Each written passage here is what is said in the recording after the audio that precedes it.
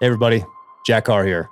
4th of July weekend is right around the corner, which means that the Terminal List is coming to Amazon Prime Video. That's right, 4th of July weekend, July 1st, all 8 episodes drop at once. The Terminal List stars Chris Pratt as Navy SEAL sniper James Reese, and he absolutely crushes it. So we have Chris Pratt starring, we have David DiGilio as the showrunner, who said this in a recent interview: the biggest movie of the summer is actually an 8-episode streaming series. Awesome. Antoine Fuqua directing, producing, absolutely incredible cast that includes Constance Wu, that includes Taylor Kitsch, Jean Triplehorn, amazing cast, crew, special operations veterans on set each and every day to make sure that the series stayed rooted in the dark, gritty, primal, authentic foundation of the novel. And I could not be more fired up with how it came out. Amazon was an amazing partner throughout all of this, and I cannot wait for July 1st. So get ready. Things are about to get rowdy.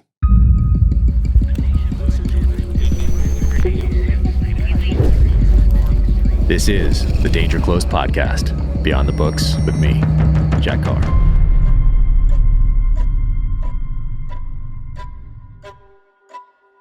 Welcome to the Danger Close podcast, an Ironclad original presented by Navy Federal Credit Union. It is my honor today to welcome Attorney General Bill Barr to the podcast. His new book, One Damn Thing After Another, is out now. And if you're interested in his relationship with President Trump, with the results of the 2020 election, you will certainly find his take on all of that in these pages. But there's a lot more to Bill Barr than just those 2 years in the Trump administration. From his earliest days, he takes us through high school, through college, working for the CIA, sitting next to then director of the CIA, George H.W. Bush, during Senate and House committee hearings on the CIA in the 70s, into the Reagan administration, then into the George H.W. Bush administration as Attorney General. Well, he dealt with everything from Pan Am Flight 103 to the invasion of Panama to the Gulf War, savings and loan crisis, Iran Contra, LA riots, and the Talladega prison hostage situation. He then went into private practice and then came back to serve in the Trump administration for 2 years as Attorney General. And I want to read something here about the title. So, One Damn Thing After Another. Where does that come from? I'm going to read this right here to kick things off. For 40 years, successive attorneys general have heard the story. After President Ronald Reagan nominated him in 1980 to serve as Attorney General of the United States, William French Smith, preparing for his new duties, talked to Ed Levi, who 4 years earlier had served as Attorney General under President Gerald Ford, and before that had been Dean of the University of Chicago Law School, and then President of that university. With his pipe-smoking, bow ties, and intellectual demeanor, Levi seemed a quintessential academic. When Smith asked Levi to describe the job of Attorney General, he was expecting him to launch in a philosophical discourse about the Founding Fathers, the rule of law, and the principles of democracy. Levi, taking a leisurely puff of his pipe, paused a moment and said, "It's just one damn thing after another." Attorney General Bill Barr. Yeah, I want to be so respectful of your time, as I know you have so much going on, and I know I could talk to you for days on end. But I want everyone to read this, so I assume that you have talked about a few things ad nauseum, particularly the election and President Trump and those things. So I'd like to talk to you about some of the other things maybe that you haven't been asked about, but are in this book right here. Sure, absolutely. Wonderful. And I want everyone to read this book too. As soon as I'm done with this podcast, I'm going to give it to my daughter. She's 16. There's so many touch points with history, and so much appreciation in here for the freedoms, options, and opportunities that we have today in this country because of those who came before us. And that really stood out to me. But I wanted to start asking you about your father, because you mentioned that he worked for the OSS, so the Office of Strategic Services, the predecessor to the CIA. And did he ever talk to you about that growing up, or did you do research on later on in life about what he did during that time frame? Yeah, he actually started off as an interpreter. He knew how to speak Italian and German. And so they initially, the Army had him initially debriefing prisoners of war. we had big prison camps here in the United States. I remember he told me about one in Utah where he was, uh, you know, questioning Italian prisoners and German prisoners. And then he went into the OSS and was sent over to Germany, where where the OSS went up with the front line to try to capture German scientists and seize scientific files before the Russians did. So that's what he did. Yeah. Oh, interesting. I wonder. Do you ever ask him about what was in those files? And No, but he oh, had a lot of respect for the German rocket scientists who we ended up getting back to the United States, and for the job that they did, giving us a jump on our rocket program. But so that's what initially got me interested in the whole business of foreign affairs and intelligence business. I read about Wild Bill Donovan and the OSS and the British intelligence. And so that was my career goal, to go into intelligence. I love that. Everyone else was studying Russian. Everyone Yeah. else was studying Russian at the time. And I said, well, the other enemy down the road is going to be China. So I started studying Chinese very early on in the late 60s. Yeah. No, I love that. I love when you talk about that, knowing what you wanted to do and having that high school counselor ask you what you want to do. And you said, I want to be director of the CIA. Yeah. You're probably the only person that told them that Right. during that time frame. So specific. Yeah. But I also want to ask you about something else. There's so many things in this book that are, they're so fascinating to me. And because I grew up in the 80s, those are my formative years. So I have these touch points with Iran Contra and all these things that you talk about in here. Right. But when you were a kid, I found this fascinating. So you were anemic as a child, and they prescribed something to you that you had to drink. What did they prescribe to you?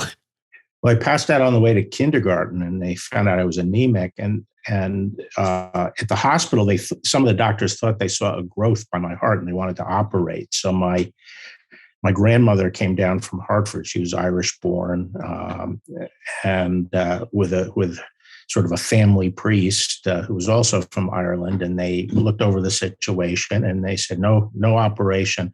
What he needs is a glass of Guinness's stout every day. And I was 5 years old or 6 years old. And until I was 12 or 13 years old, I would have a glass of Guinness's every day. The refrigerator always had a 6-pack of the bottles of Guinness in there, much to my brother's envy. I had 3 brothers, and I was the only one who got the Guinness's stout. Oh, that's fantastic. I couldn't believe that when I saw that. I said, no way. And I've had trouble keeping weight off ever since. So. Yeah, that'll do it. Yeah. And then you also say you inherited that Celtic gloom from your mother. What do you mean by that? Well, it's always worried about what could go wrong, and trying to make provision for it, and sort of expect the worst to happen, and what will you do when it happens, and always looking at not necessarily giving counsel to your fears and not taking risk, but always trying to think through what the downsides are and how you will deal with them if they come about. So, you can have joy at some victory or success for a little bit of time, but then you usually turn your attention to the next challenge and what can go wrong. Yes, wisdom. I suppose that was a survival strategy of some of my ancestors. I think you're right. I believe you're right. I think we share some of those, that same heritage. And I love the story of your mom also running downstairs after some older kids that, and I remember at the age that you are, how big 18, 16, 17, 18-year-old kids look at that age. Came down, they stole some gloves and hats, and your mom comes down. She takes care of that. Yeah, so we lived in a big apartment building. I think we lived on the 10th floor, and my brother and I were in the lobby, and I was 6 or 7 years old, and my brother was 10 or 11, and we were held up in the lobby, and I pushed the button, and I called out to my mother. We were being held up, and next thing I know, the elevator door opens. She tears out, still wearing her apron. She had been at the sink. This was wintertime. She went charging out, and which way did they go? And I pointed, and she just took after them and caught one of them. They ran, they ran, and she caught one and dragged them to the police. But my mother was tough. She was she was a very pragmatic, tough person. Yeah. Do you think that impacted you throughout the rest of your life and later in life Yeah. when you took, with all that you did, especially in the 90s, dealing with violent crime? Yeah, I think it did. So I mean, my father was a little bit more of the professorial type, a little bit more conceptual, and my mother was the one who always had a plan. And so I think I sort of inherited a lot of that from her in terms of trying to figure out how to get the job done and getting it done as quickly as I could. And she also had very strong moral principles and always insisted on us keeping to the straight and narrow. And with four boys in a small New York apartment, they meted out discipline swiftly. Out of necessity, yes. Yeah, right. And I mean, it's such a great American success story. Your whole family history and everything that gets woven into this book. I loved it, and I wish every American would read this, not just for the American success story, but for everything else that you talk about in such a logical, pragmatic way, but also just rooted in this appreciation for the country and everything that it has given all of us here. And also you talk about some of these things. Like I went to Catholic school as a child, and I remember Sister Veronica to this day, second grade, very, very impactful. And you talk about Sister Lucinda. Lucinda. Yeah. And you reconnect later. So I had her for 2 grades, and she was just a wonderful woman and very encouraging, and always encouraged me to lead and have self-confidence. And I just really liked her, having her as a teacher. And later in life, when I was inviting some of my teachers to events, like the first time I was Attorney General, I didn't know how to get in touch with her. Well, she had gone back to the mother house somewhere in the Midwest. I had no idea where she was. And then later on in life, I think it was 2009, Cardinal Egan said, "Oh, you went to Corpus Christi. I was taught by the Cincinnati Dominicans too." And I said, "What?" And he said, "Yeah, they're Cincinnati, Wisconsin." So I got online and I found her. I sent an email, and they came back to me and said, "Yes, she's alive. She's 93 years old here." So I went out and visited her twice in the next couple of years. Amazing. So Amazing. She was a very nice woman. I'm glad I had the chance to tell her how much she meant to me in my life, and what a great job she did as a teacher before she died. No, I love that you did that, and for people reading that, especially for people in education, I think it's so inspirational, because they do make an impact on us, good, bad, and otherwise. Yeah. But I've also found it interesting. You had another influence in your life, a mentor, not a parent, and throughout history, mentors who aren't parents play an important role. And this was Pipe Major John C. McKenzie, and he fought at Gallipoli. Yes. I mean, incredible. And so you as a kid get to hear these stories, and you're learning how to play the pipes. And what was that like?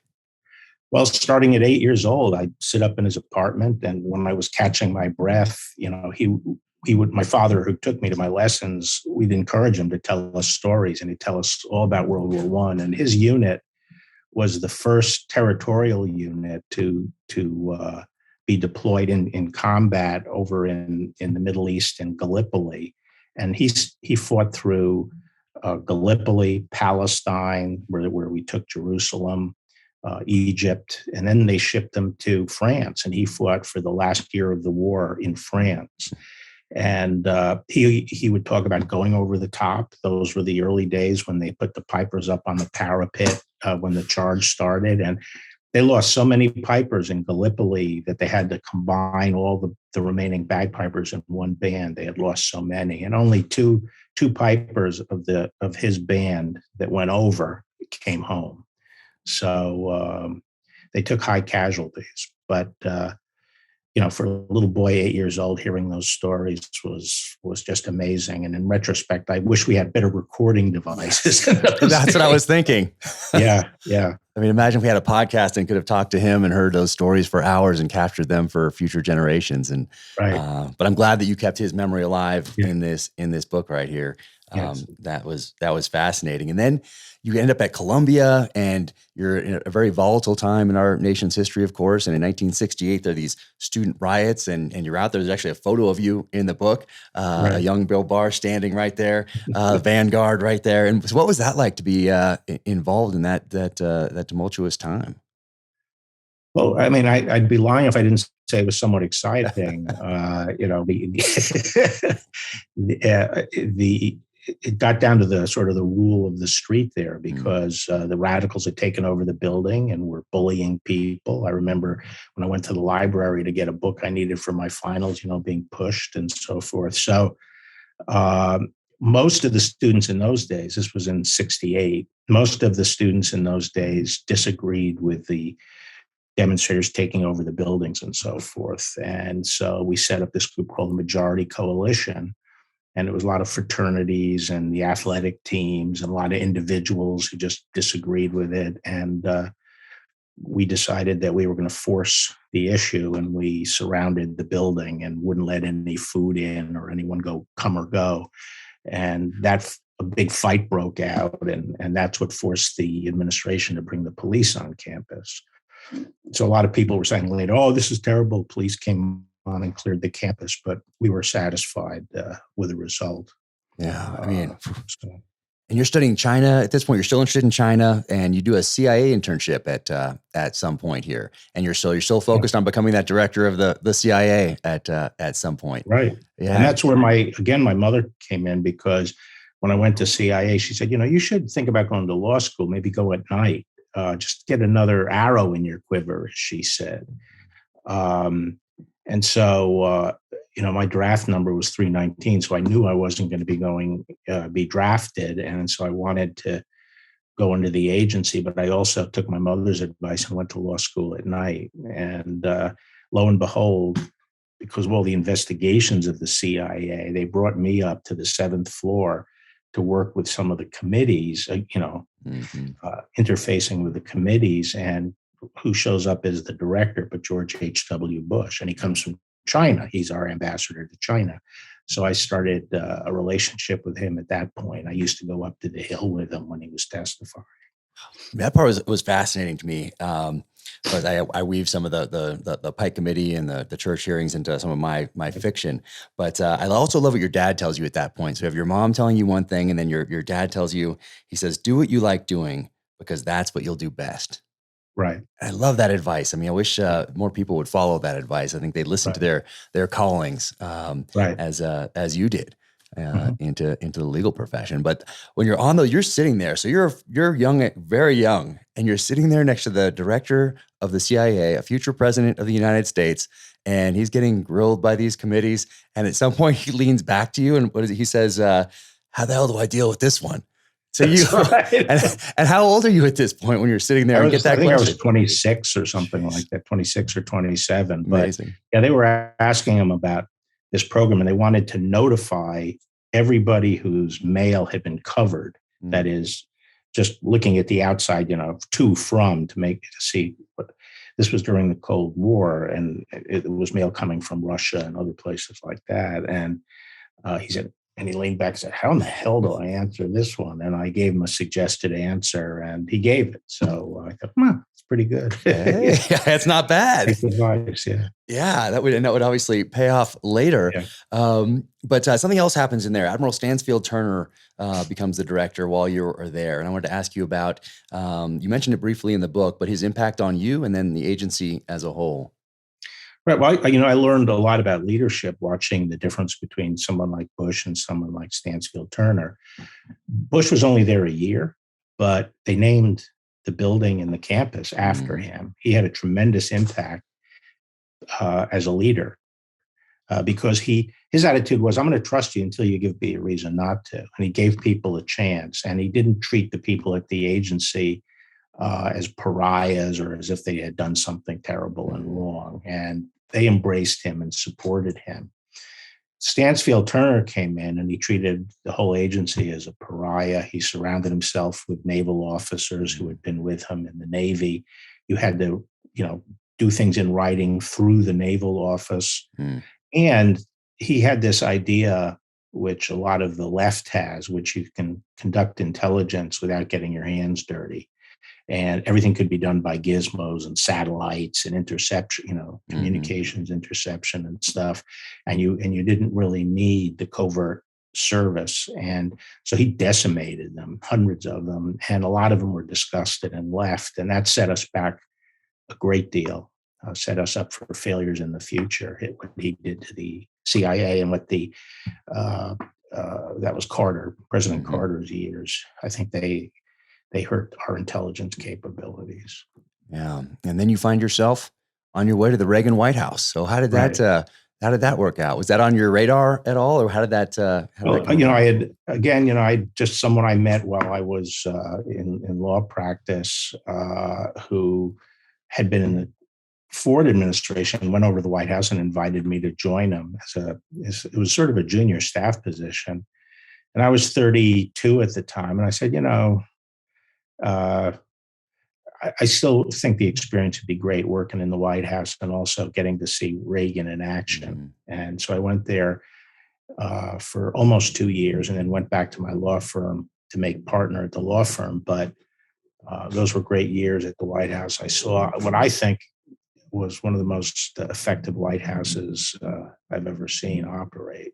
Those were the days where Jim Baker was the chief of staff, Ed Meese was keeper of the flame and the counselor on policy, and Mike Deaver was communications guru and how things would be communicated to the public and the message discipline would be enforced and so forth. So I learned a lot about the White House. Obviously, I learned a lot watching President Reagan, tremendous communicator and a very decent man.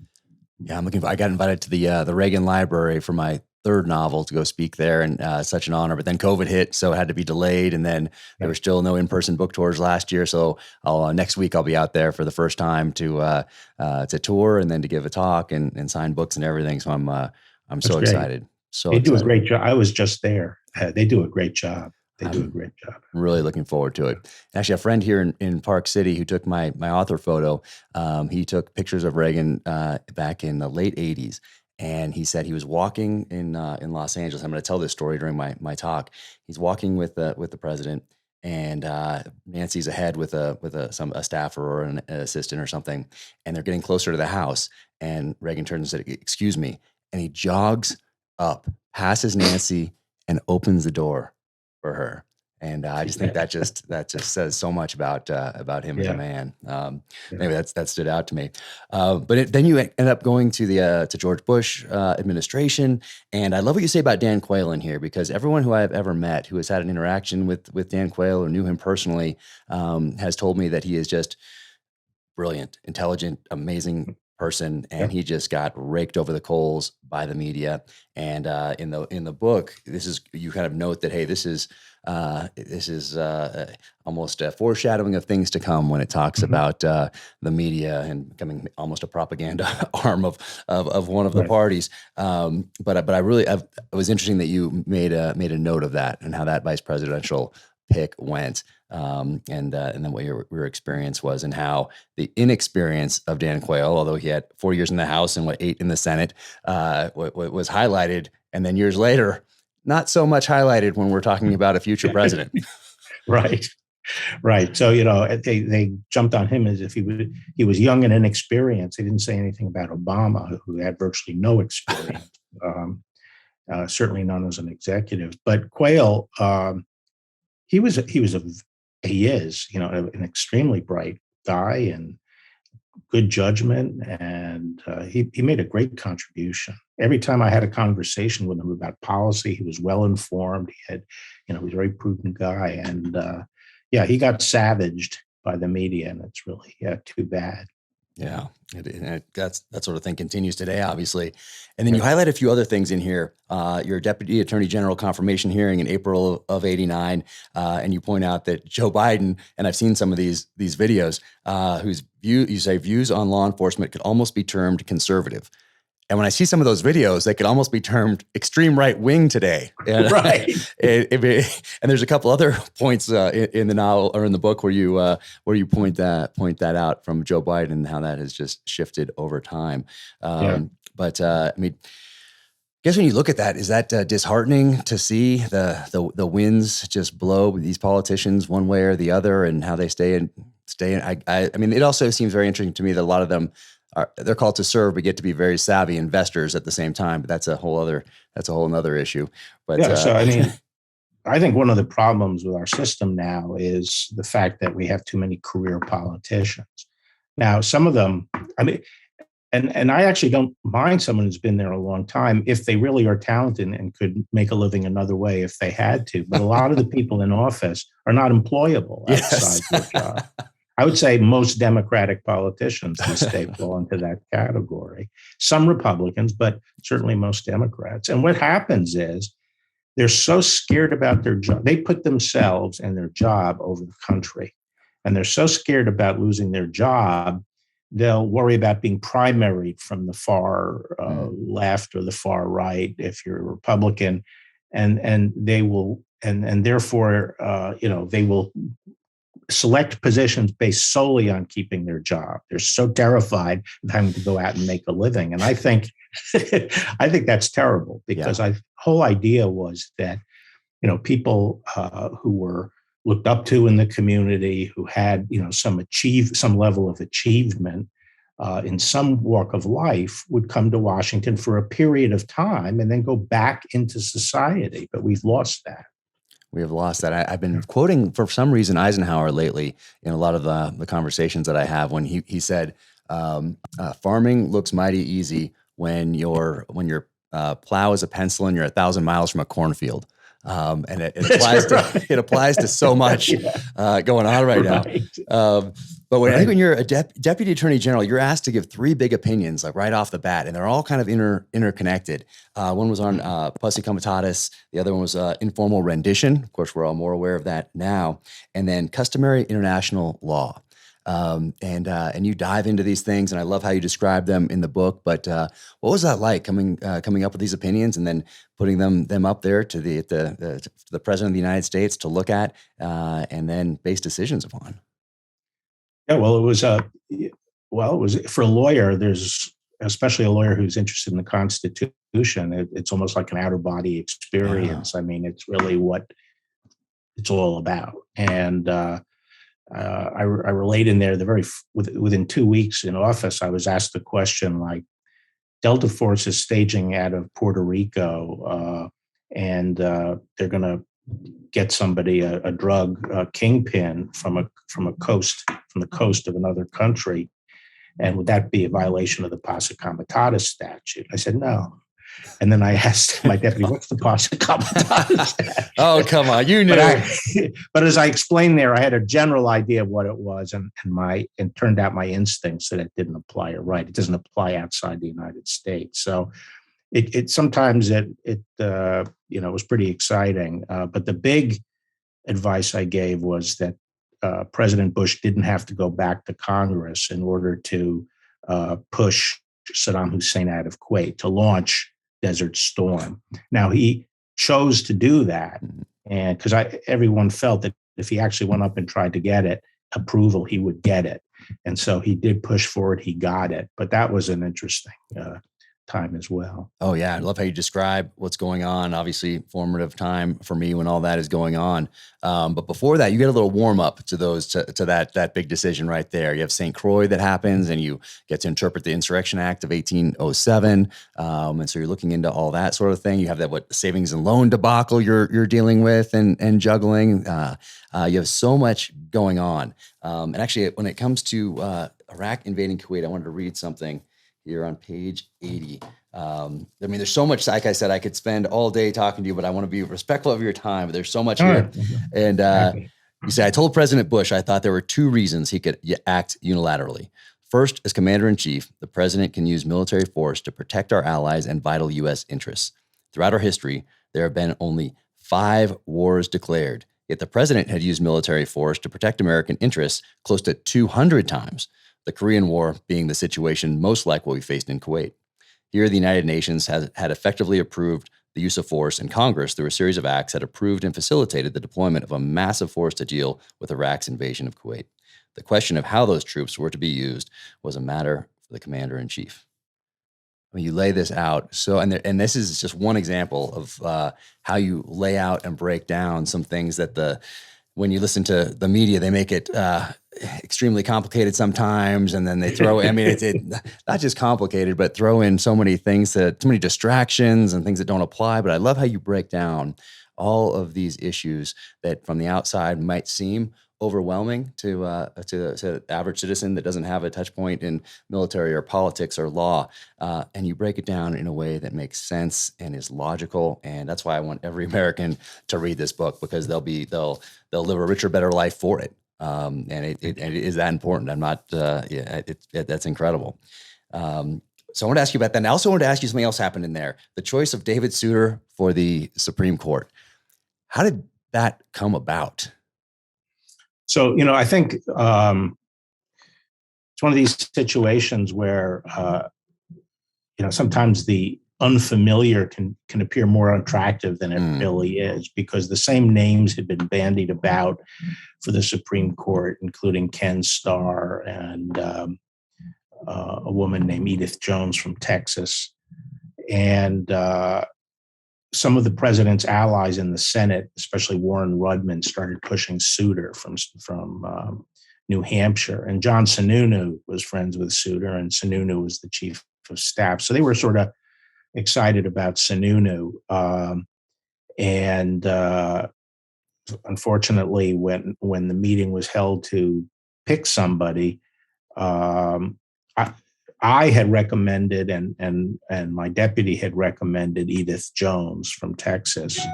And unfortunately, the president and Dick Thornburgh opted for Souter, hoping he was sort of like what they call a stealth candidate, right, that he would be quietly conservative, but he didn't have a record. But that turned out to be a forlorn hope.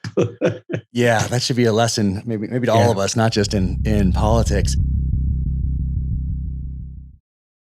Lieutenant Commander James Reese, can you outline the details of your mission? Watch your back! This was a targeted attack. My timeline is a little fuzzy, but they knew we were coming.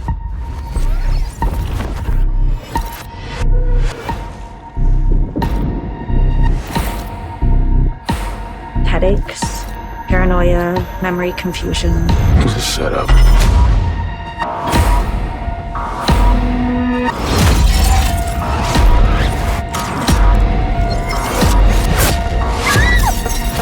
Still think I'm losing my mind?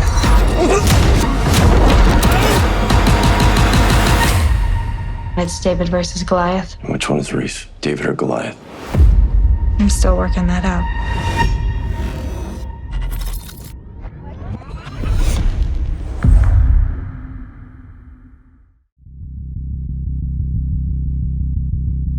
But you also talk about the book in the book over and over again about how passionate you are about protecting the American people. That is the bedrock of our society, the responsibility of our government to keep us safe here.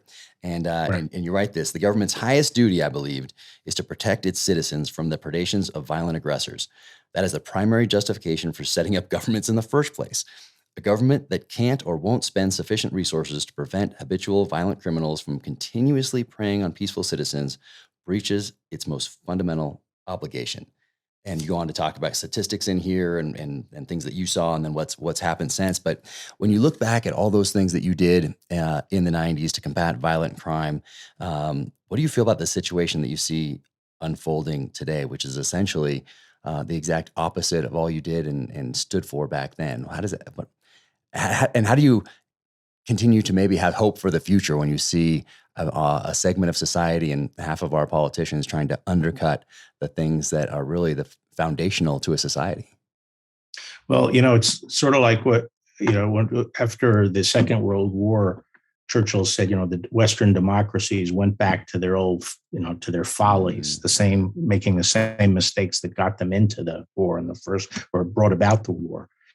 And I sort of feel that way about crime in the in the 60s, up until the Reagan Bush administration, crime was just going crazy because of the revolving door.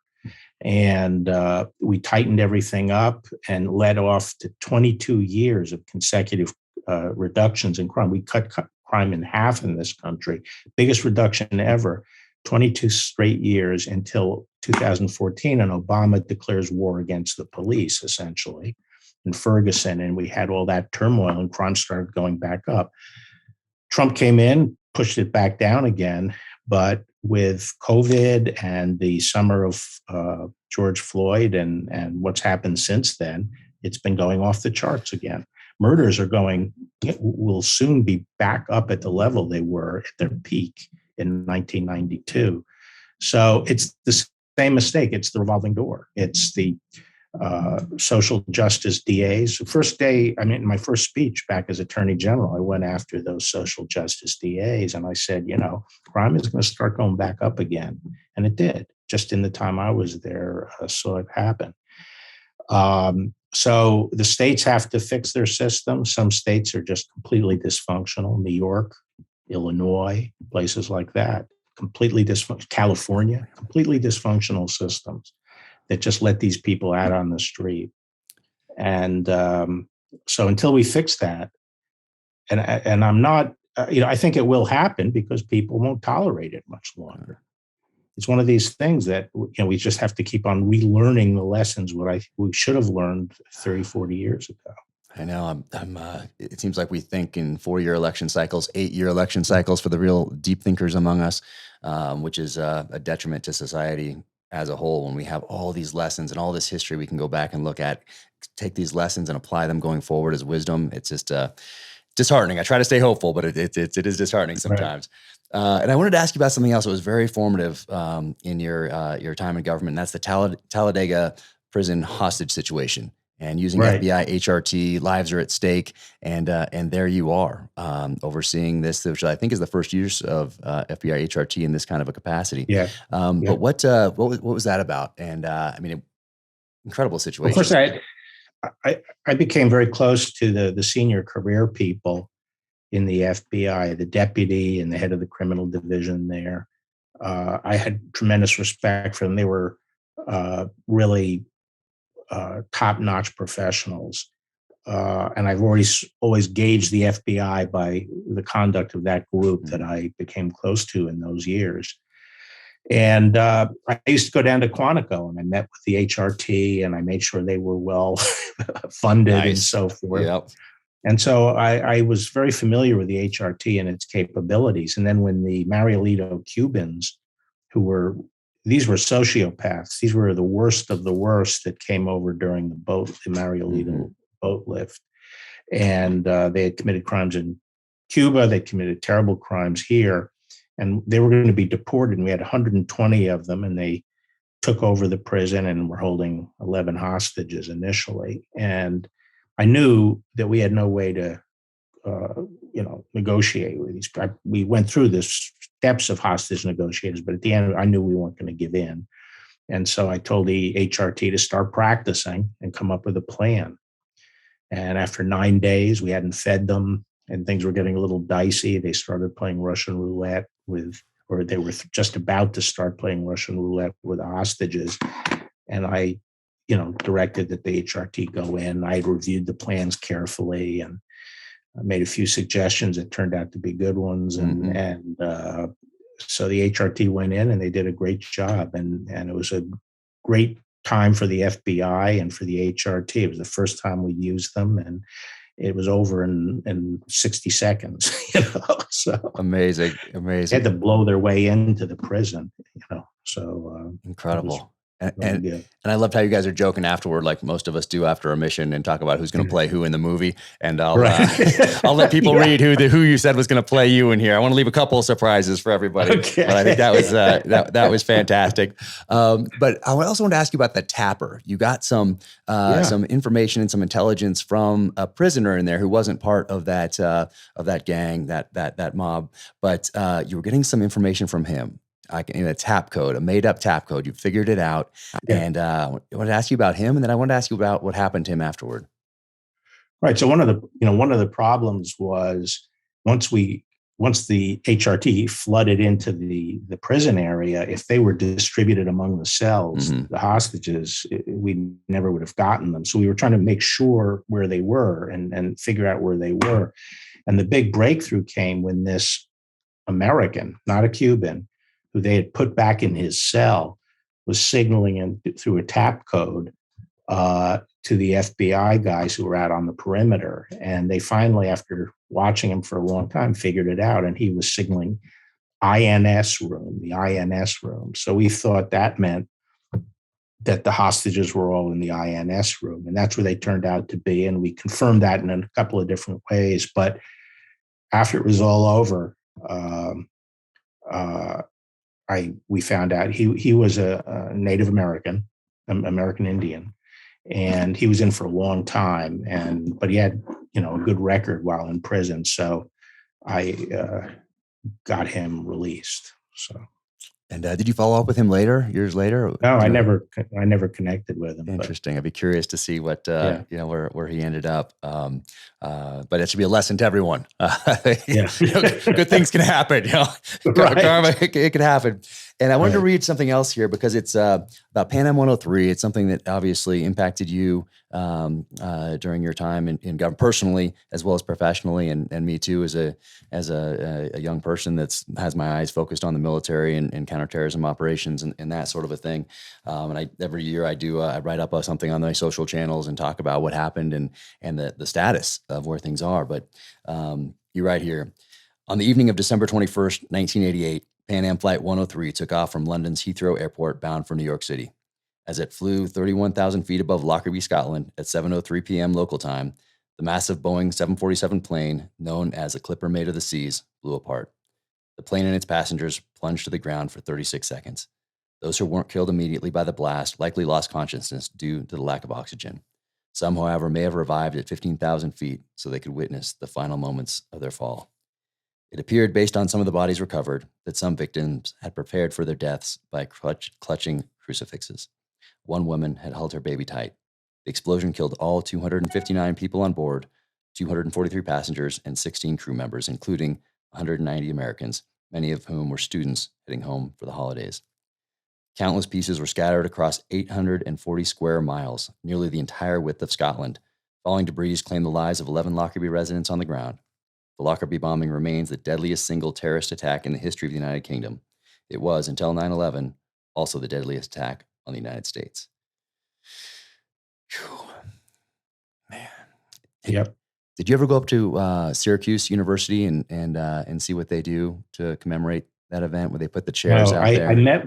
I met with some of the parents from Syracuse, and as recently as my last time as Attorney General. So 30 years later, but I haven't been up to Syracuse. Yeah, they do as you know, they do a memorial every year where they put the seats there and have all the students. And it's, I've only seen pictures but it's incredibly moving and obviously impactful to a whole generation. But what happened in the aftermath of that event? There was so much that went on as far as legal, who has jurisdictions to do what, Scotland, United Kingdom, United States, and how prosecutions were going to be handled, and that whole investigation. It's an incredible investigation when you dive into it. But you were involved from the second, you were involved in 30 some years of looking at that situation. So this raises a basic question I'm sure you're focused on too, given your background, which is the United States took the time and the energy to develop the highest level of proof that we can, beyond a reasonable doubt, as to who was responsible.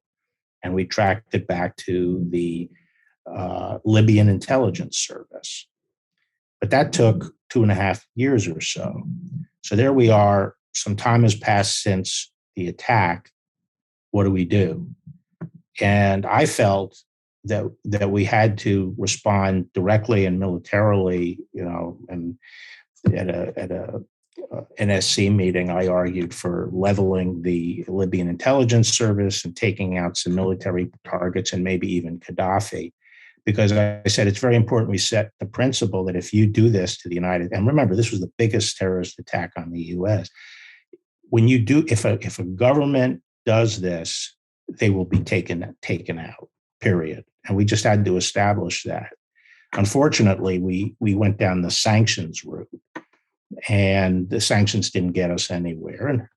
And later, Gaddafi got what was coming to him from a different source. But still, I felt we had missed an opportunity to establish very clear deterrence of these kinds of state-sponsored terrorism.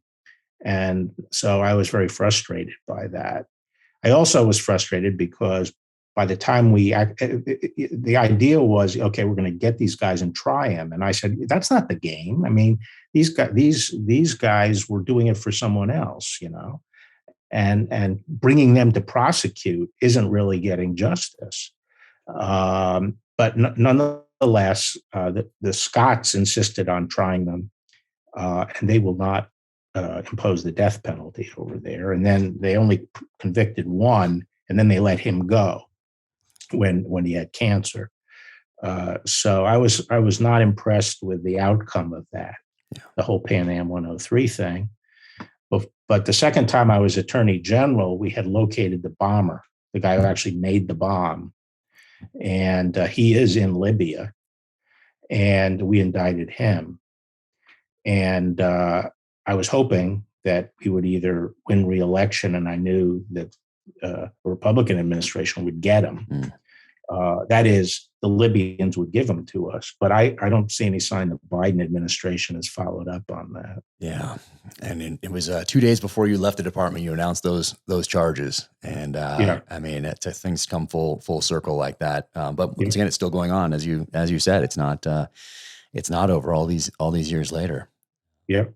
And I wanted to ask you about the military tribunal of 8 Nazi saboteurs in World War II that you pointed to and went back to. That's a time when we did not mess around with national security. Right. And can you describe that?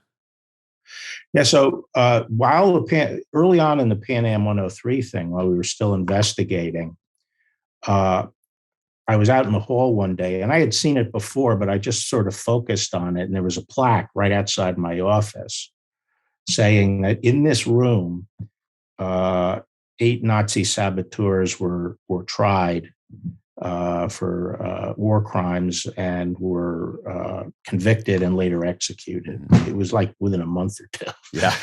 And so I thought about, oh, that's interesting. So I went back and researched it, and I researched they were tried before a military tribunal. They were in the German military. They put on civilian clothes, landed, and they were going to carry out sabotage. Not all of them were executed. I think there might, several of them had turned the others in, and they were spared. But the point is that when people are committing war crimes, which terrorists do, they're engaged in armed hostilities. They wage it not according to the rules of war, and they deliberately kill civilians.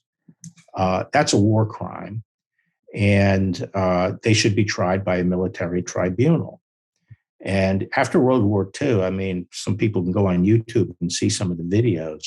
We didn't mess around. I mean, we tried the war criminals, and they were executed. And this all happened in a relatively short period of time. And I'm disgusted by the fact that, so many years after 9/11, Sheikh Mohammed, Khalid Sheikh Mohammed, is still, enjoying the hospitality of the American prison system. We haven't even brought him to trial. It's pathetic. And I have to criticize the military partly here because I don't know what's wrong with their judge advocate system and the judge system there, but they don't seem capable of meting out justice. And as a result, we're the only country that doesn't take prisoners. We can't take prisoners because we don't know what to do with them. Are they in the criminal justice process, or are they military prisoners, which they should be military? And the courts have screwed it up. The military doesn't know what to do. It's a mess, And in people, my opinion. and people aren't even aware of it anymore. If you talk to someone that's like, we're still in prison, they're still in Guantanamo, haven't been tried. What's going on? How many years has this been? It's at 20, over 20 years now, over 2 decades. Right. And we have Khalid Sheikh Mohammed and I think 4 conspirators that are attached to the actual plot that are still down there, just waiting for what? I don't know. What is it that happened between the end of World War II, between 2 months of administering justice to now 2 decades plus, where probably it's just going to be indefinite. Who knows? What happened during that time? The loss of will. Yeah. The loss of will. As I say in there, the greatest generation, the generation that fought World War II did not mess around when it came to defending the country. No, they did not. They did not.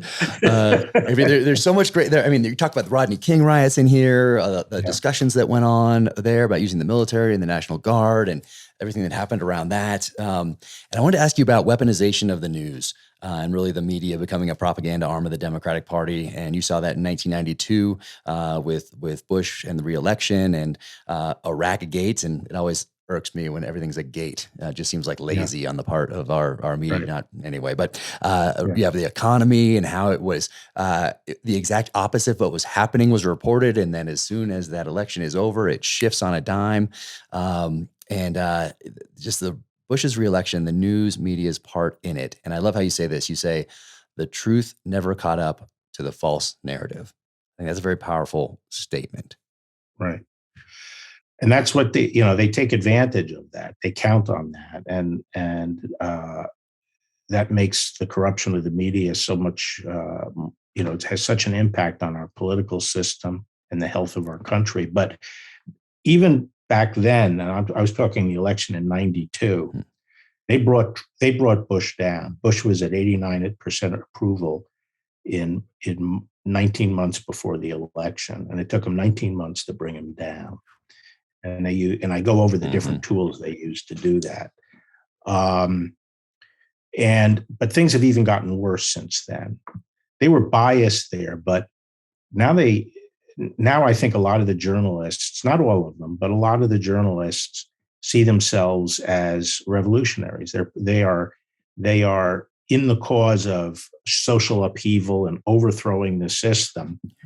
And they also believe less today than they used to, that maybe there is some underlying objective truth. They just think everything's a narrative. There's no such thing as objective truth, that everyone has their own truth. And that's just how I choose to interpret these events. And my narrative is as good as anyone else's narrative. And so they're not reporting events or objective facts. They are telling a story. And when something happens, that story's already written. The narrative's written by the media. And so it's pulling the American people away from any kind of grounding in the truth of, what's happening. And so, one of the biggest examples of that was the summer of 2020, where you had these extremely vicious, over-the-top attacks by Antifa-type groups and using those black bloc tactics and so forth all around the country.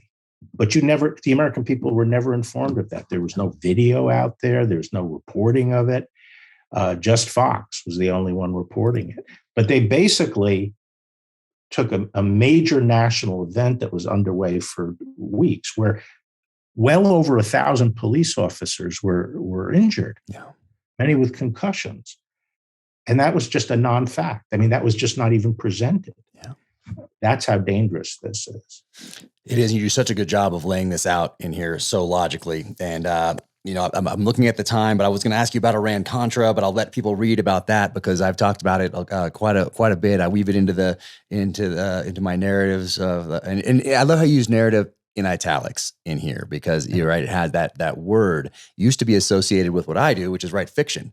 Now you hear it all the time on the actual news. And I talk about controlling the narrative. Well, that's what I do when I make things up and sit in front of my computer. And now they're just blatantly saying narrative. It's every day you hear it on the news. And I love how you call that out in here.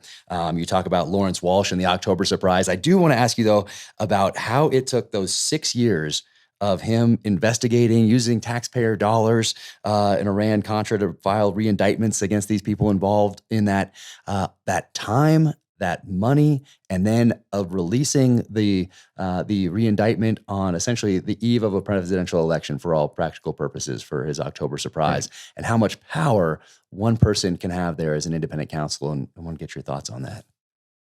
Right. I mean, I was always against the independent counsel, but he was the textbook example of prosecutorial abuse of power.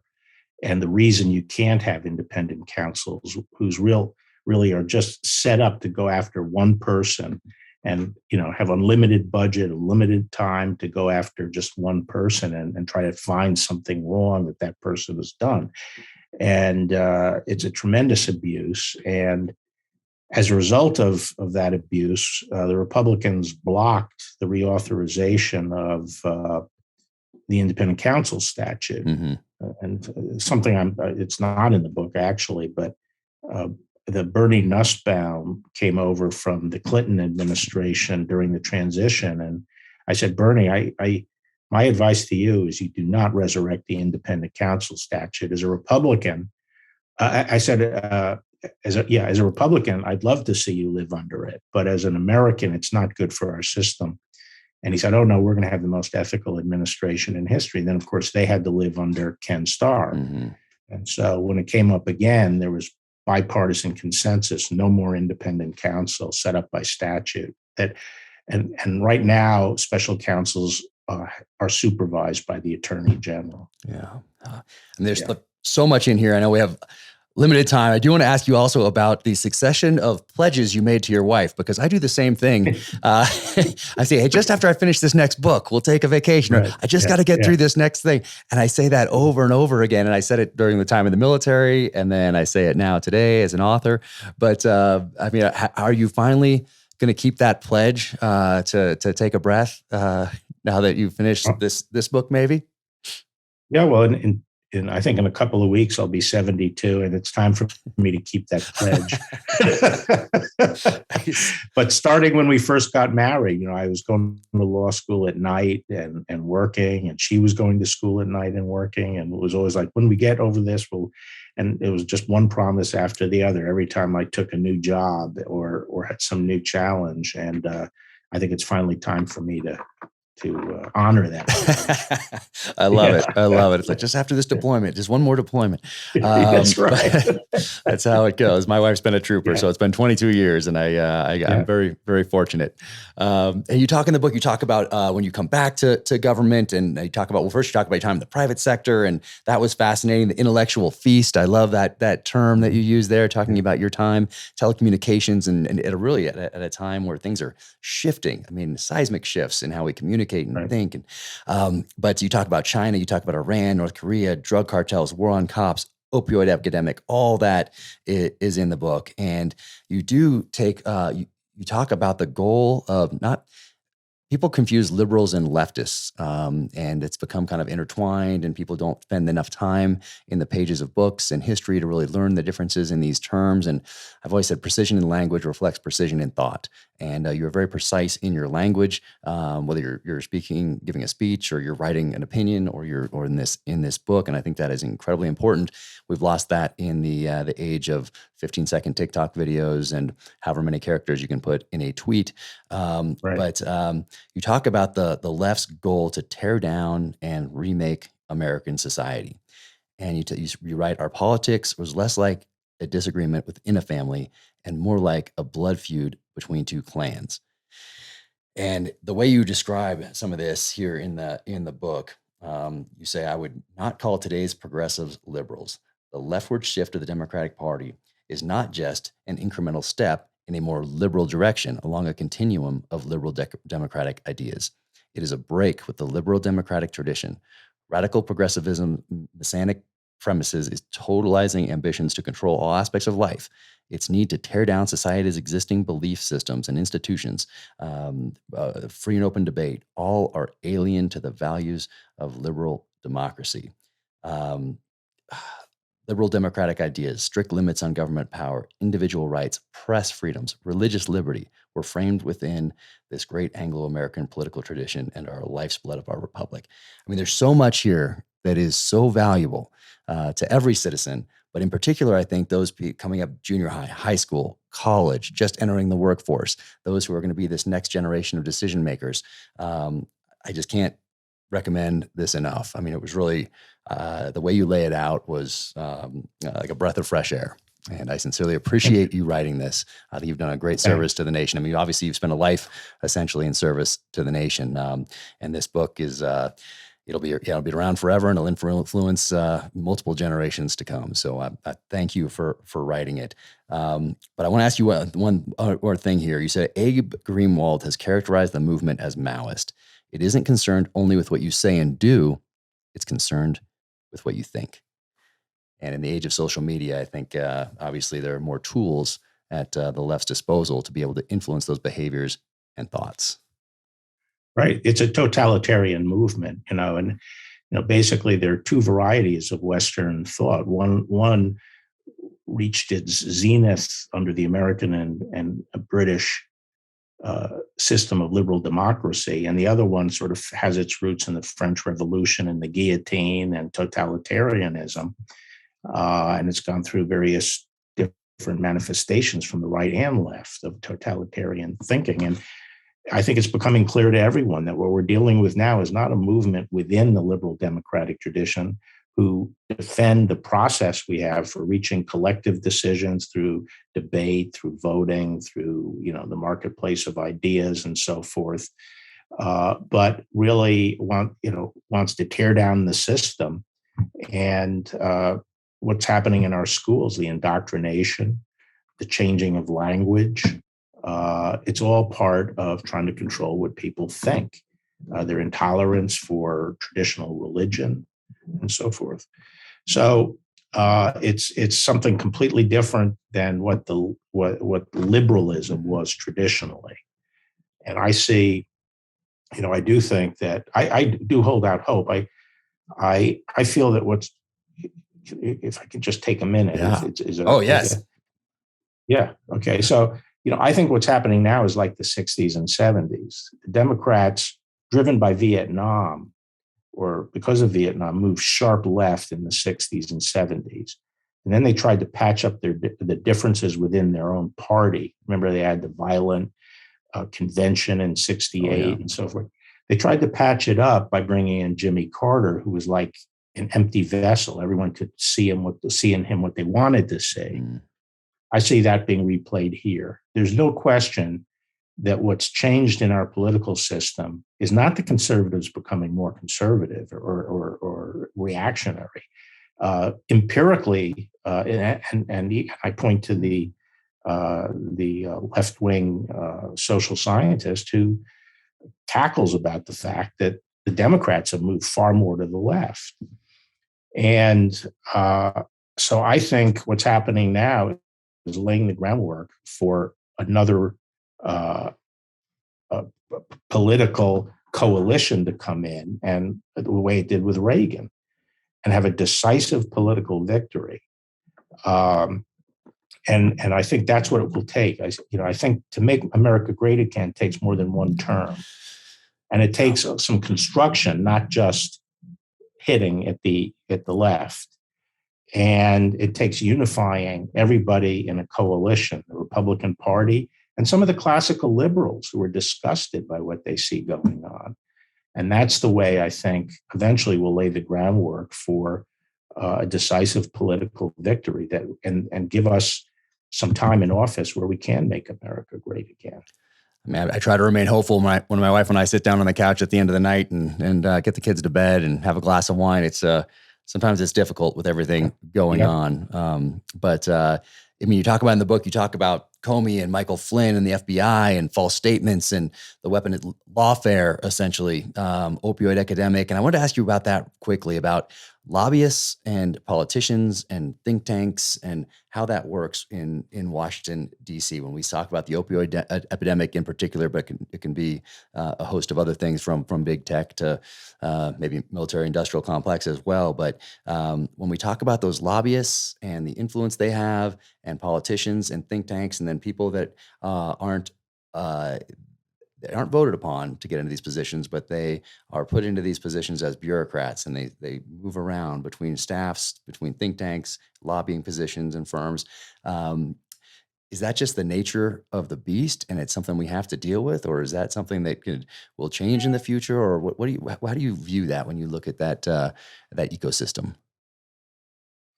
Well, I still think I do think some degree of that is inevitable Hmm. because as long as big government is trying to directly regulate businesses and so forth, that, they should have a right to at least participate in that debate and also bring some, facts before the legislature, because frequently legislature is trying to do so much Yeah. that they really don't have time to drill down and they need some support.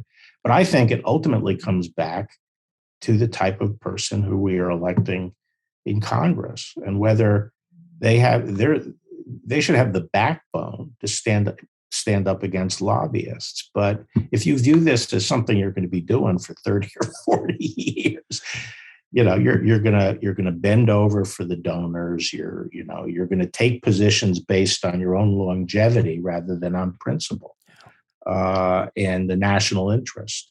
And so I ultimately put the blame really on the office holders. Yeah, hey, You know, personal responsibility, isn't that? yeah, take responsibility for your decisions. Don't Yeah. blame it on the How lobbyists. about Yeah. that? And quickly before we go, I sincerely appreciate all your time. I wanted to ask you about that decision to accept a position as Attorney General once again. I mean, you had already served your nation. You had a run in the private sector. There was no reason other than an obligation to serve for you to step back into that line of fire, and yet you did it. You did it anyway for all of us. And what was that?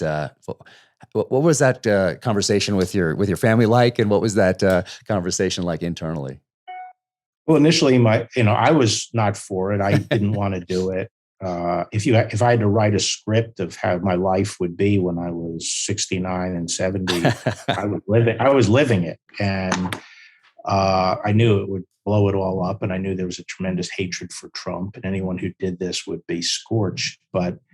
And my family was, for that reason, opposed to it. But as time went by, I think they came to the conclusion, I came to the conclusion that, someone had to go in and run the Department of Justice. And I was in a unique position in that I had a lot of support in the Senate. I was probably going to get confirmed. I would know what I was doing at Justice, at least better than someone who didn't have my experience.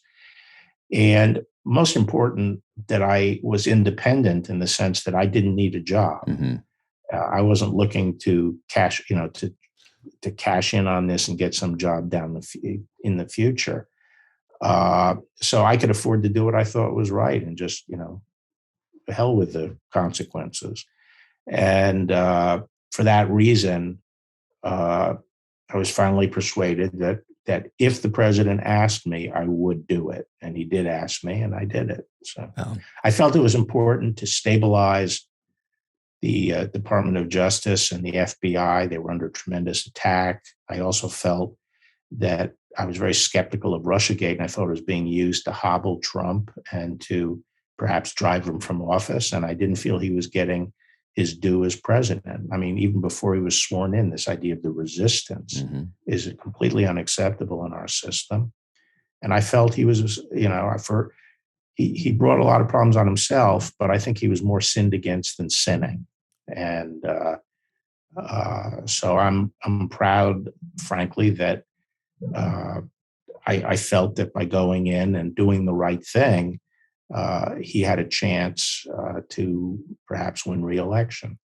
Yeah, in the book, talking about Russiagate, talking about COVID, talking about the summer of 2020, all those things are in here. Talking about the election results, and I know you've been asked about that ad nauseum, so people can read that in the book. It's fascinating, and I love your honest assessment of everything that you have been involved in over these years. But if you have a couple more minutes, I did want to ask you about China. Sure. So having studied it for so long, and you write, by far the greatest challenge facing the United States is the national security arena today is the rapid rise of communist China as an aggressive competitor.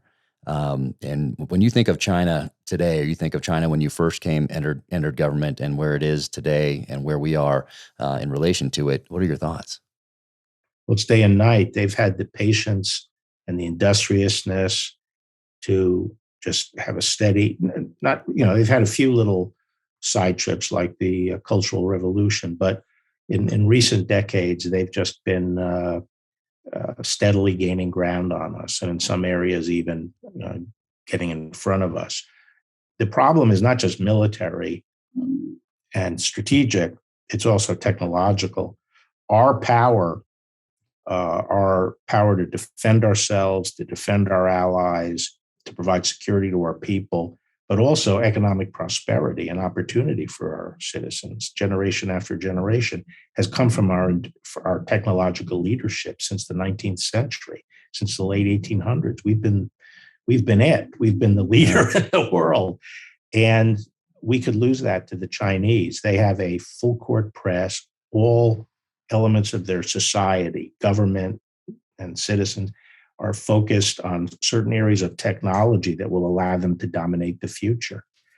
And we don't have that kind of regimented society. We have to rely on people voluntarily doing things. We have to rely on companies working with the government. We have to rely on academia helping on national security issues. And in the past, we've had that happen in World War II and in the Cold War. But now we don't see that same patriotism at work. Companies are not as willing to help. Academia is not willing to help. And meanwhile, the Chinese are mobilizing their whole society and stealing our technology. Because they are so regimented, they don't have the innovation. We have the innovation, but we can't mobilize as easily. They're stealing our innovation and mobilizing. And it's a very dangerous situation. When we talk about China, what made in China 2025, and you see some things that are basic to our national security, like I think things that are in our phones and our computer chips and all the rest of it. And then some either pharmaceuticals or some of the things that we need to make those pharmaceuticals are made in China, made by our adversary. I mean, same thing we see with Russia and countries in Europe with energy and that sort of a thing. But when you see businesses that in the past, let's say 50 years ago, say 100 years ago, of course, were American companies, and now not so much. These things are all global in nature and beholden to shareholders, but not necessarily to the nation as a whole. Not necessarily doing things that are in the best interest of their children and grandchildren and great grandchildren. And I don't know what the fix is. Well, one of the things we're seeing today with Ukraine is, the United States likes to use sanctions, and sanctions have the advantage of not involving shooting wars and dead bodies. But China is putting itself in the position where it could much more effectively impose sanctions on us than we can impose on them through the supply chain. I'm sure there are drugs right now that many millions of Americans are dependent on, where the only source of it is China. Things like that.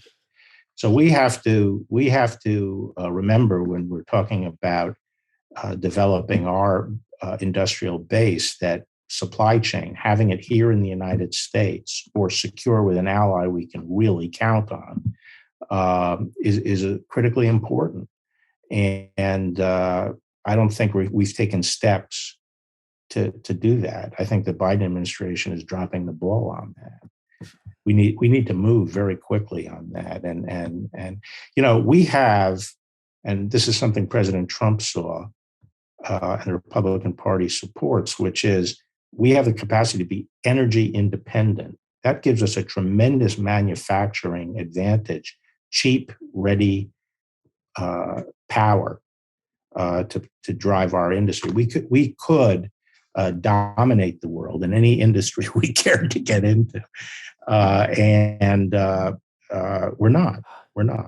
It's so disheartening. For my fourth book, I put myself in the enemy's shoes, meaning Russia, China, North Korea, Iran, a super empowered individual, terrorist organization, and looked at our country through that lens. If I was them watching us on the field of battle for the last 20 years. But during that time, also COVID hit. that summer of civil unrest hit. Obviously, a very contentious election cycle hits. And I thought, well, the enemy is not just looking at us and what we did on the battlefield. They're looking at our response to COVID. They're looking at our response to this summer of civil unrest. They're looking at this divisive election cycle and how they can exploit it. And as an author, I sat here and thought, geez, you know what? If I was the enemy, I might just watch us for a little bit. We're doing a pretty good job of destroying ourselves right now. And of course, I had to figure out my way around that because I need to write a story that has them take action. But my honest assessment was they can just take a breath essentially and watch us destroy ourselves, which was extremely disheartening.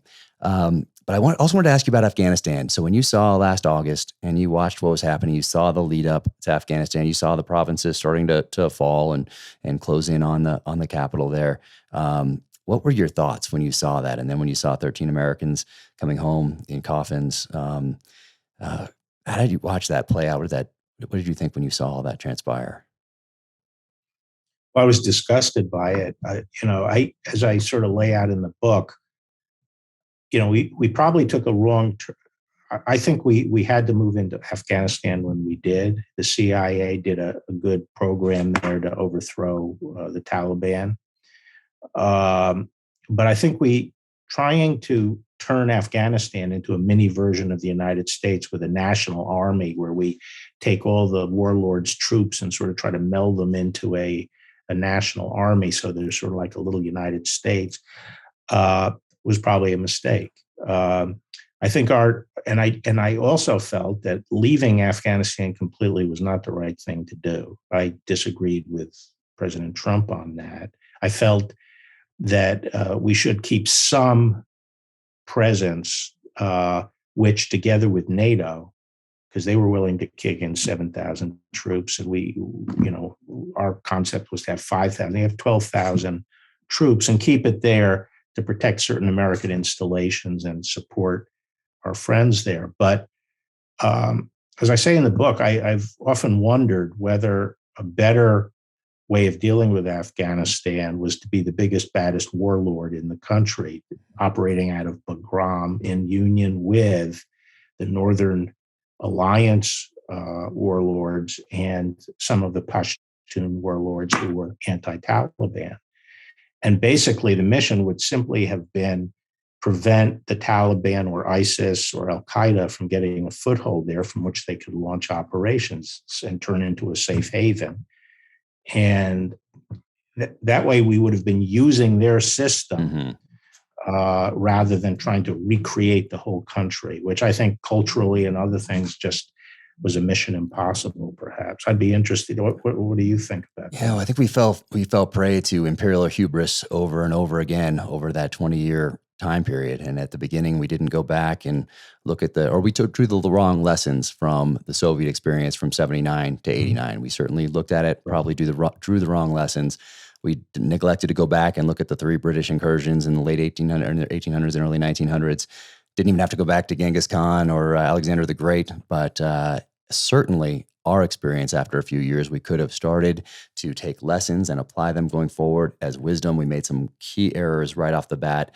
The main one that we didn't lock down Tora Bora. There were CIA, as you know, there were about 100 special operators and CIA people on the ground right there with some warlords and those factions and asked for reinforcements, but were denied, I think, because we were afraid of putting too many troops in there like the Soviets did and having it turn into what it eventually became.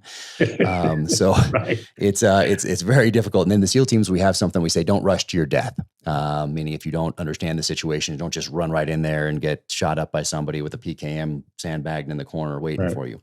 And it seems like we had 20 years to prepare for this eventuality of leaving.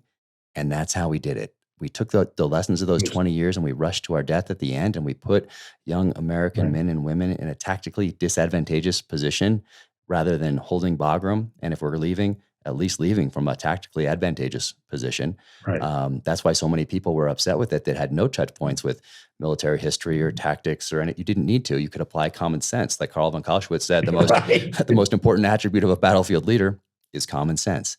And it seems like we lack that. And then we also, what is even more disheartening is that it's not talked about in the media anymore. It's just like it never happened for the most part. And our senior level leaders who were responsible for that were not held accountable. And it seems like George Marshall, we all know him as Marshall Plan, World War II, but really in the lead up to World War II and during World War II, he fired people who did not measure up and then got all those generals and admirals in positions, all those names we know today.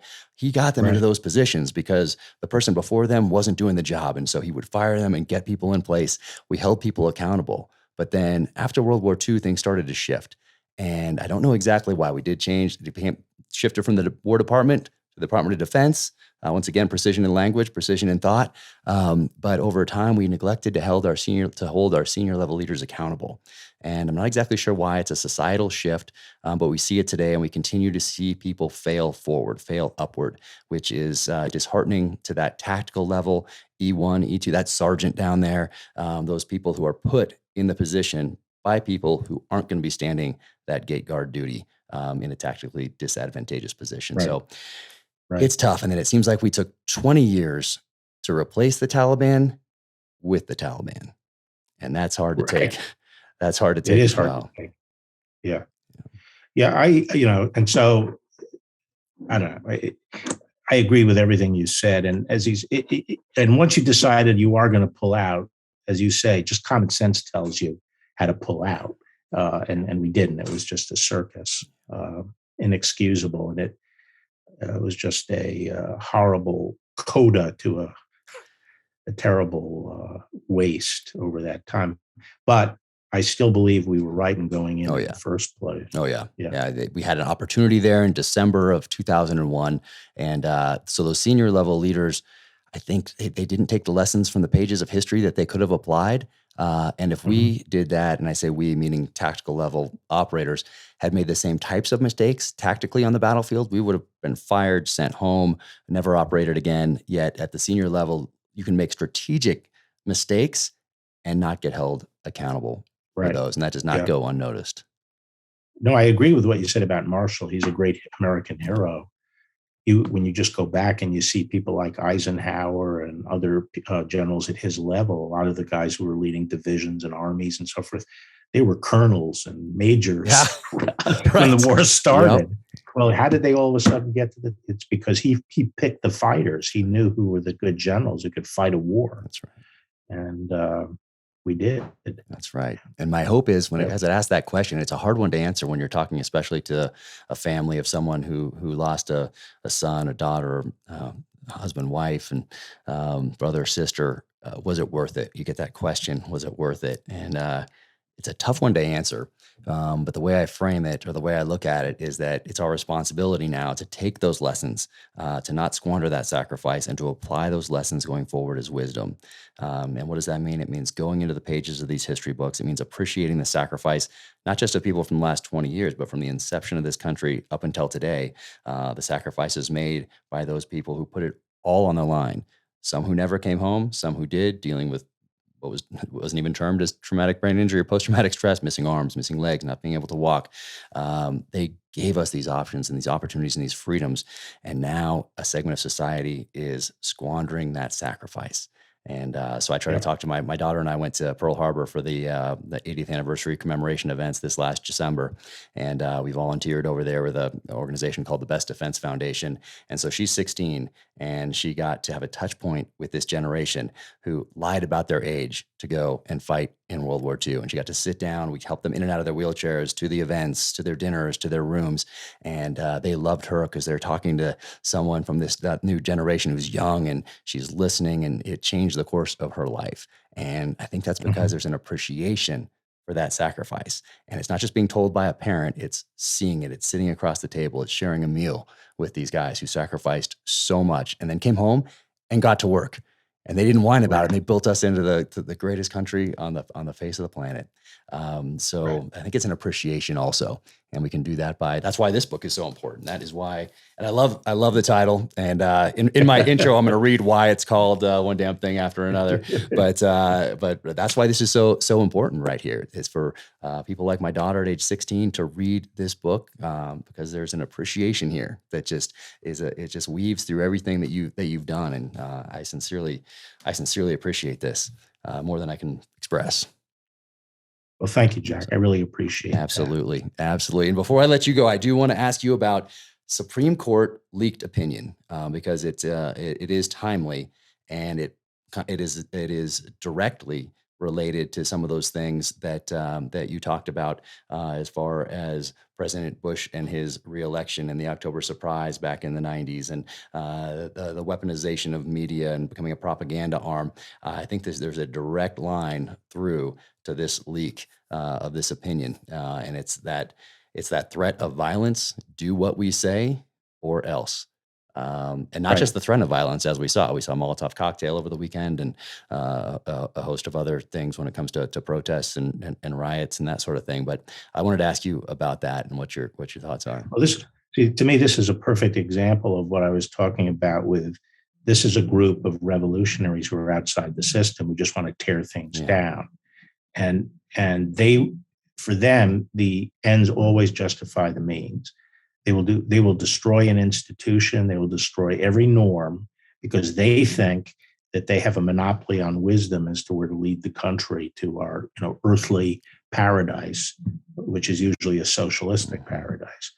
And so that's what that's what's involved here. The secrecy of judicial deliberations, which is essential to the judicial process, is to have frank exchange among the justices, and they would even tear that down for political gain. And we're going to see over the summer how they try to exploit this, for political reasons, because they realize that they're facing extinction in the midterms potentially. Yep. So we'll see. We're in interesting times. I guess that's the best way to say it. Yeah. And really quick before I let you go, sure. Why did you not want to be a judge, or not ever entertain the possibility of becoming a judge at some point? Because I think you would have been, you've done amazing things, obviously, and done so much for the nation, but why not? Why did you not want to put on those robes? Because, I like to have a mission and the tools to accomplish the mission myself. And the idea of sitting, if I felt something was right and thought it through, the idea that I'd have to persuade, some other judges to go along with me, or else, they would have their way. That's just not attractive for me. And that's for the same reason during W's administration, the personnel office called me up and they asked me if I, wanted to be the head of DNI. And I said, no, because that's a coordination job. You're working through other entities. And I said, there are only two agencies. They said, is there anything? I said, well, there are only two agencies I really am attracted to. One is justice and one is defense, because in justice and in defense, your job is to deal with the bad guys and you're given the tools to do it. And that's all there is to it. And so that's why I'd rather not be a judge. I just knew that I would be very frustrated. I like that. You're a fighter, not an arbiter. I love it. That is fantastic. And for everybody who wants to find out about the 2020 election and relationship with Trump and all the rest of that, it's all in here. You open with it and finish with it. But that's all in here. And I want to encourage. I think that's going to draw a lot of people to this, but more valuable than that is everything else that you talk about throughout the course of this book. So I hope that people pick it up, even if they pick it up just because of the election and everything that was in the news about that, but they'll get so much more from it than just what you talk about as far as that election goes. So thank you so much for writing this and being so open and honest in here. And it's, like I said, it's fantastic. And I'm going to gift it to a host of people, to include my daughter here as soon as we're done with this podcast. So I want to thank you for all you've done for the nation and for writing this book. And I couldn't appreciate it more. Thank you, Jack. I really have enjoyed this, and someday we'll have to pick back up on it. I hope so. And hopefully we can share a scotch at some point. I know you're a fan. Absolutely. Wonderful. That's great. Wonderful. Thank you. All right, sir. Take care. Thank you for everything. The home buying experience can be a daunting one. Navy Federal Credit Union is here to help military members and their families tackle home ownership. They offer mortgage options with zero down payment, so you don't need to wait years to save. They offer mortgage options that don't require private mortgage insurance, so you'll save money each and every month. Members save $2,500 on average when they choose Navy Federal for their mortgage. With resources like Realty Plus, you can get an experienced real estate agent, and Navy Federal is a top VA home lender. Learn more at NavyFederal.org. Insured by NCUA, an equal housing lender. I want to thank my friends at Black Rifle Coffee for sponsoring the Danger Close podcast. I've been a huge fan for the longest time. Drink Black Rifle Coffee every day. And if you keep your eyes peeled, you will notice that perhaps Chris Pratt is wearing a Black Rifle Coffee t-shirt, not unsimilar to this one, in the Amazon series adaptation of The Terminal List. Now you can go to blackriflecoffee.com/dangerclose and use code DangerClose20 at checkout for 20% off your purchase and your first coffee club order. Black Rifle Coffee, America's coffee. Keep crushing. Thank you so much to Sig Sauer for jumping right on board out of the gate to make this podcast possible. Obviously, I am a huge Sig fan, having carried the P226 on every deployment downrange in the SEAL teams. But Sig was a supporter. They were friends well before I was a New York Times bestselling author, well before I even had an Instagram account or any social media presence whatsoever. So thank you guys all so much.